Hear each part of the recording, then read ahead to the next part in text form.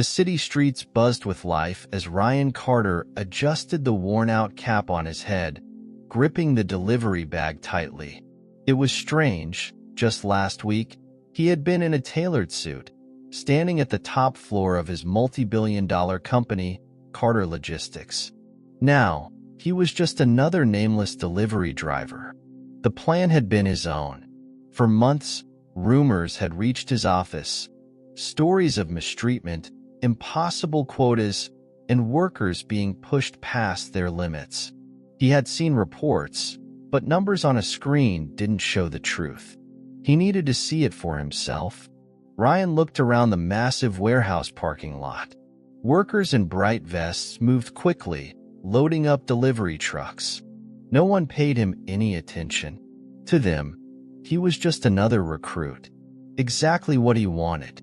A sharp voice pulled him from his thoughts. New guy.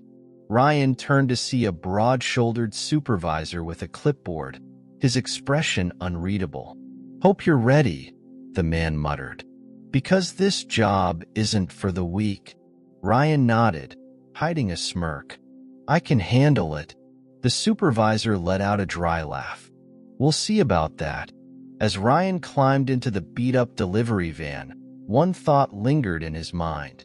What he was about to uncover would change everything. Ryan gripped the steering wheel tightly as the delivery van rumbled through the city streets. The dashboard rattled with every bump in the road, and the air conditioning barely worked. It was a stark contrast to the luxury he was used to. His first stop was a business complex. The package list showed 20 deliveries in the next 2 hours. He frowned. That was nearly impossible. As he climbed out, another delivery worker, a young man with sweat dripping down his face, rushed past him. Ryan called out, "Hey, is this normal?" The worker barely glanced at him. What? The insane delivery quotas? Yeah. Welcome to hell. Ryan's chest tightened. So the rumors were true. As he carried the first package inside, he noticed a manager in a crisp polo shirt, clipboard in hand. The man eyed him coldly. You're already behind schedule, he snapped. Pick up the pace or you won't last a week. Ryan clenched his jaw. This wasn't just tough work, it was abusive. By the time he finished the first set of deliveries, his muscles ached, sweat clung to his back, and his stomach grumbled.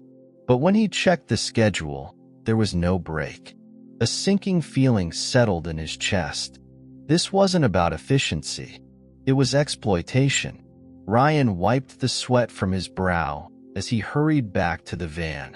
His hands ached from lifting heavy boxes, and his legs burned from running up countless flights of stairs. He was falling behind. His next stop was a residential neighborhood. He grabbed a package and jogged to the door when his phone buzzed. A new message from dispatch. You're behind schedule. Speed up or risk penalty. Ryan frowned. Penalty? He had been working nonstop for hours. What were they expecting? As he turned to leave, he heard a thud.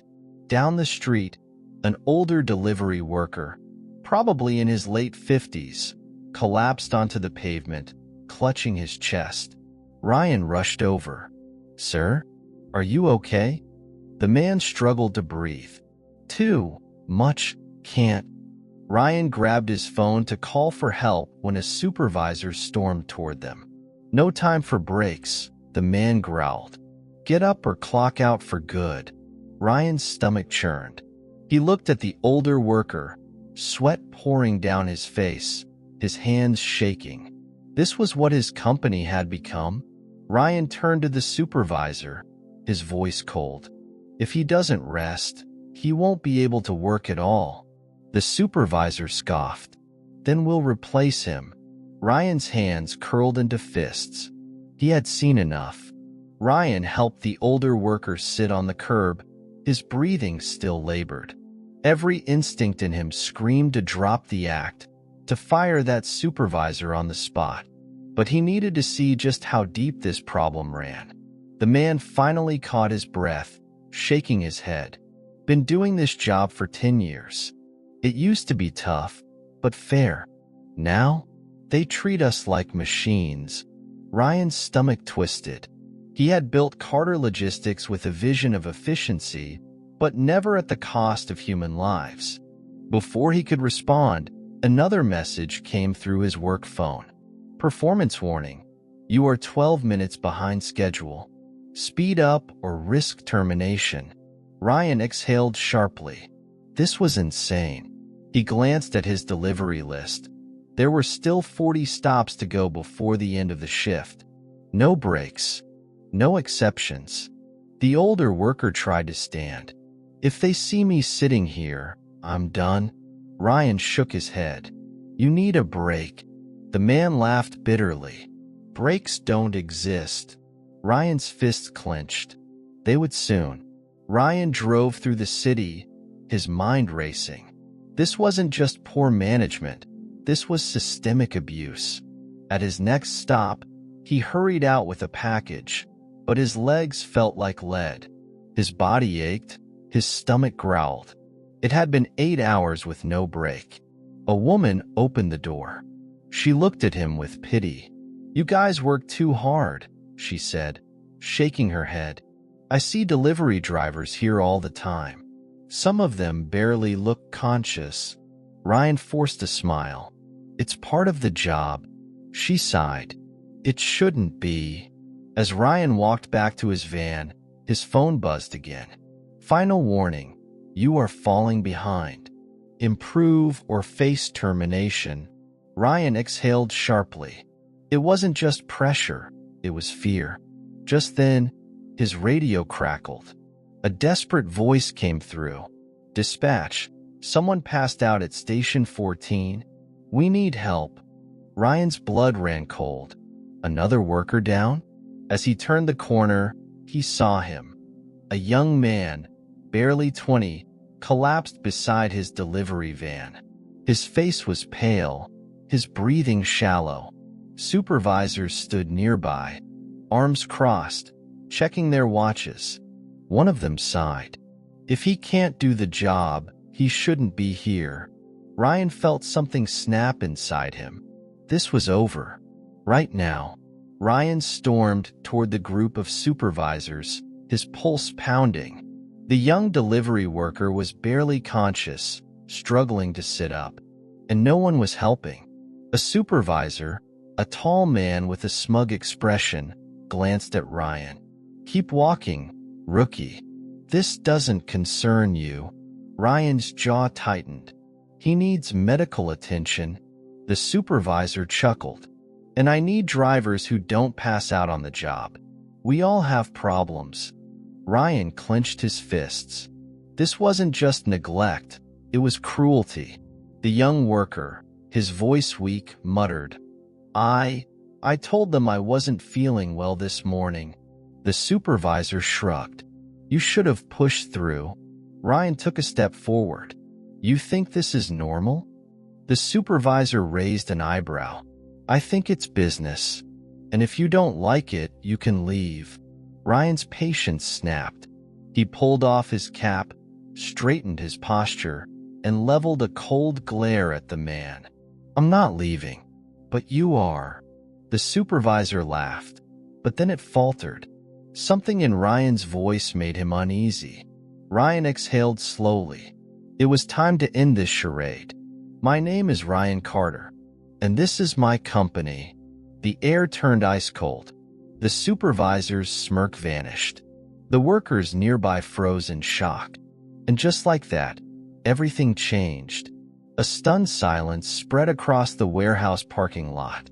Workers stopped what they were doing, their eyes locked onto Ryan. The supervisor took a step back, his face pale. "You're lying." Ryan's expression remained cold. "Do I look like I'm lying?" Murmurs rippled through the crowd. The rookie delivery driver they had ignored, overworked, and mocked was actually their CEO. Ryan turned to the young worker on the ground. "Someone call an ambulance." "Now." A hesitant worker fumbled for their phone. The other supervisors, the ones who had stood by and done nothing, looked nervous. Ryan's gaze snapped back to the man in charge. How long has this been happening? The supervisor swallowed hard. I was just following orders. Ryan's voice darkened. Whose orders? The man hesitated. Sweat trickled down his forehead. Corporate policy? Ryan stepped forward, cutting him off. I own corporate policy. The supervisor's face drained of color. Ryan turned to the workers. How many of you have been threatened with termination just for being human? Hesitant hands rose in the air. Ryan felt his stomach twist. He had trusted his leadership team, and they had built an empire of fear. That ended today. The warehouse stood still. Every worker, every supervisor, everyone knew. This was the moment everything changed. The lead supervisor stammered, Mr. Carter, I was just doing my job. Ryan cut him off. Your job? Your job was to exploit these people until they collapsed? The workers exchanged nervous glances. No one had ever stood up to management before. Ryan turned to them. No more. This ends now. He pulled out his phone and made a single call. James, I want all regional managers at HQ within the hour. We're about to have a very important meeting. The supervisor's face turned ghost white. Ryan lowered the phone and pointed at him. And you? You're done. Two security guards stepped forward. The once arrogant man went rigid. You can't just... Ryan's expression was ice cold. Watch me. As security escorted him away, Ryan turned back to the workers. For the first time, they weren't looking at him in fear. They were looking at him with hope. One worker spoke up. Are things really going to change? Ryan met his gaze. I swear it. And for the first time in years, they believed him. The warehouse felt different now. The air that had once been thick with fear was now filled with something else. Hope. Ryan stood before the workers, scanning their faces. Some still looked skeptical, others cautious. They had been promised change before. He took a deep breath. I built this company from nothing. I wanted it to be the best. But somewhere along the way, I lost sight of what really mattered. A few murmurs spread through the crowd. Ryan continued. That changes today. Effective immediately, delivery quotas will be adjusted to reasonable limits. No more penalties for taking breaks. And for those of you who have been mistreated, his gaze hardened. Justice will be served. A young worker, his voice hesitant, stepped forward. So, we actually matter now?